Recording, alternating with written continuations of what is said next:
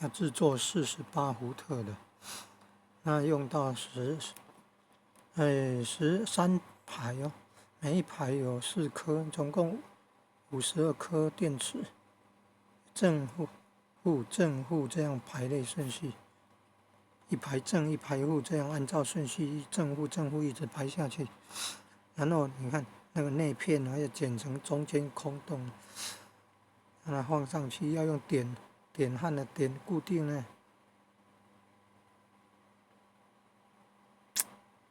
还要怕撞击，应该要有那个缓冲的、减震的那个，可能要套个保护的，防震撞击的。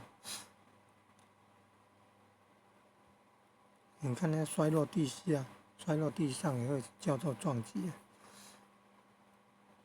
应该要有保护设施。这个正负，你看都连接的那个叫串联会增加电压。你看本来那个锂电池小颗的那3点多伏特，然后你看是3组，做成了48伏特。